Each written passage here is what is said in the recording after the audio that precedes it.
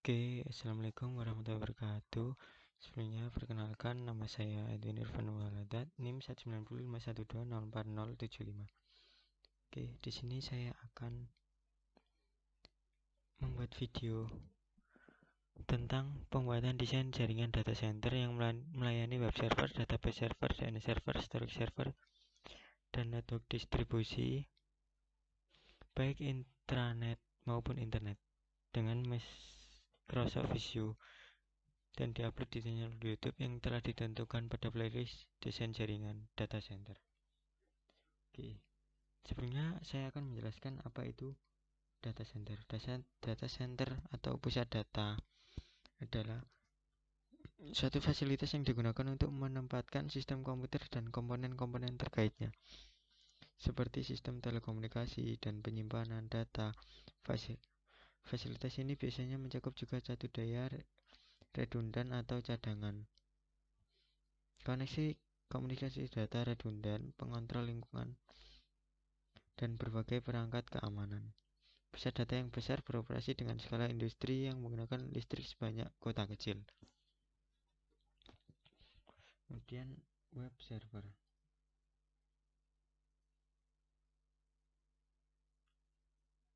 Web server sendiri adalah perangkat lunak yang berfungsi sebagai penerima permintaan yang dikirim melalui browser, kemudian memberikan tanggapan permintaan dalam bentuk halaman situs web atau lebih umumnya dalam dokumen HTML. Namun web server dapat mempunyai dua pengertian berbeda, yaitu bagian dari perangkat keras hardware maupun sebagai bagian dari perangkat lunak atau software. Kemudian database server. Database server adalah program komputer yang menyediakan layanan data lainnya ke komputer atau program komputer, seperti yang ditetapkan oleh model client server.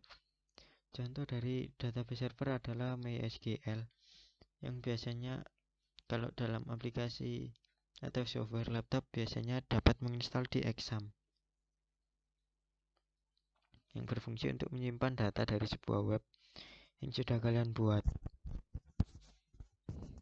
Kemudian ada DNS server. DNS server atau domain name server adalah server yang digunakan untuk mengetahui IP address suatu host lewat host name-nya. Dalam dunia internet, komputer berkomunikasi satu sama lain dengan mengenali IP address-nya. Namun, bagi manusia tidak mungkin menghafalkan IP address tersebut. Manusia lebih mudah menghafalkan kata-kata seperti yahoo.com dan www.google.com. Fungsi utama dari sebuah DNS server adalah menerjemahkan nama-nama host atau hostname menjadi alamat IP atau sebaliknya, sehingga nama sebuah hostname dapat dikenali dengan mudah. Kemudian ada storage server. Storage server adalah server yang berfungsi sebagai menyimpan data berkapasitas besar. Jenis server ini sekarang banyak dijual oleh berbagai vendor dan juga banyak digunakan oleh perusahaan yang berbasis IT.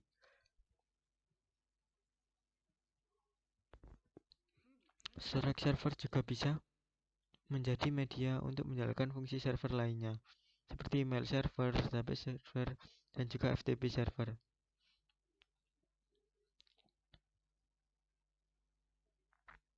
Application server atau multimedia server yang membutuhkan kapasitas penyimpanan bersama dan terpusat. Oke, kemudian ada intranet.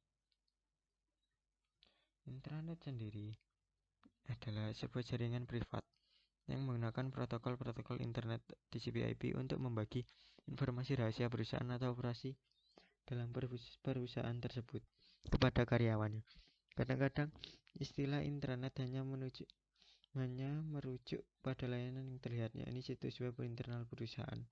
Untuk membangun sebuah intranet, maka sebuah jaringan haruslah memiliki beberapa komponen yang membangun internet, yakni protokol internet, TCP/IP, alamat IP, dan protokol lainnya, klien dan juga server.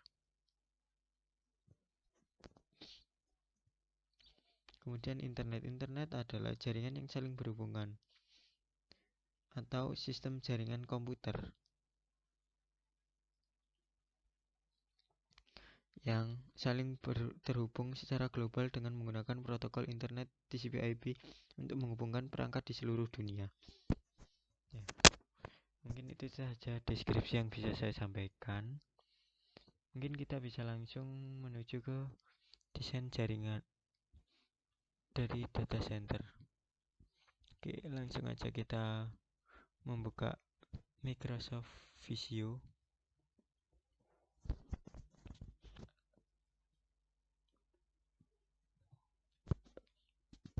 Kita blank drawing aja, create. Terus saya mau mengubah ini menjadi landscape.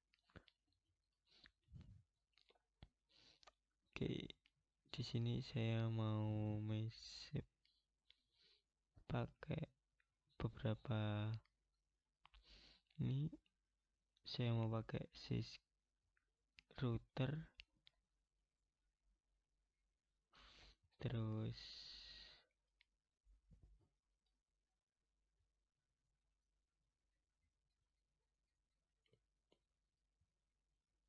switch proses,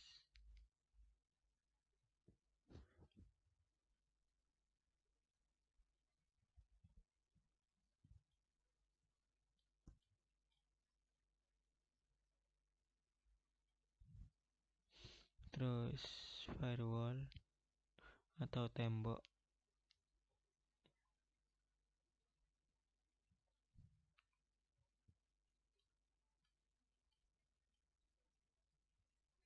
terus kita membutuhkan beberapa server.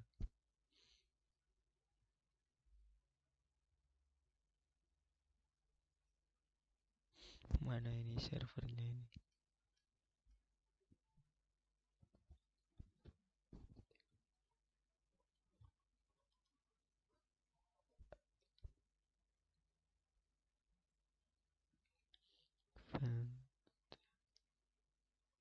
Oke, bentar, ini kita membutuhkan awan juga. Awannya saya buat dengan warna yang berbeda.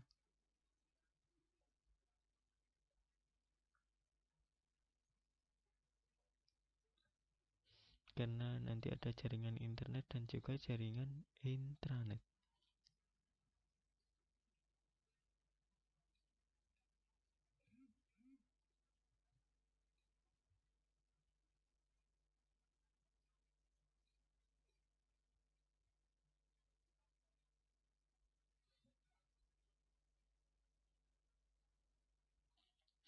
Ya, karena nggak ada, saya mau cari di detail network diagram. Oh, enggak, saya mau cari di network and peripheral aja. Ya, di sini ada server. Server kira-kira kita butuh 5 atau 4 aja deh.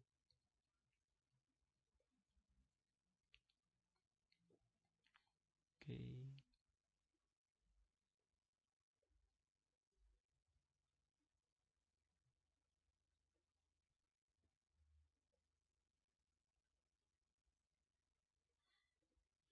Oke, di sini kita harus saling menghubungkan. Kita hubungkan dulu. Saya mau hubungan di pakai LAN aja. Sini tarik ke router. Tarik ke router.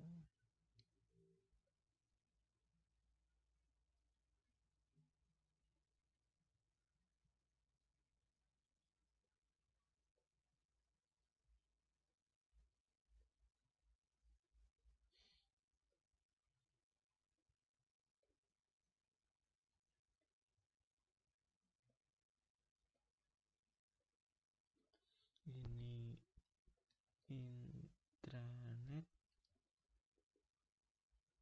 sedangkan ini internet. Oke, ini router, ini firewall, ini switch, ini storage server. Kenapa saya storage server.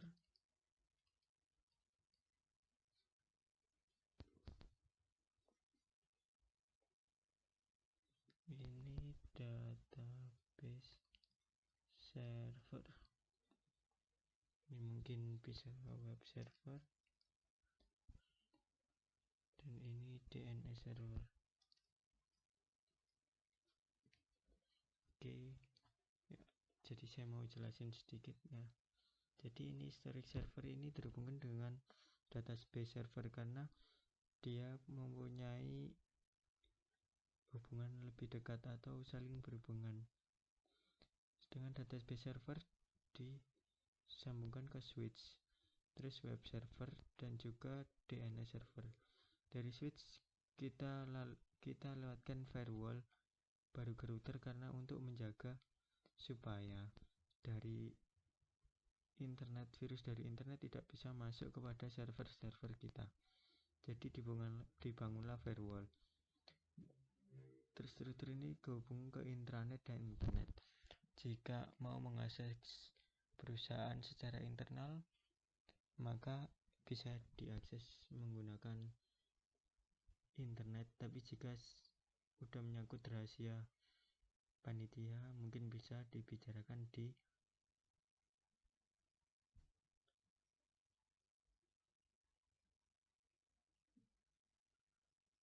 ya.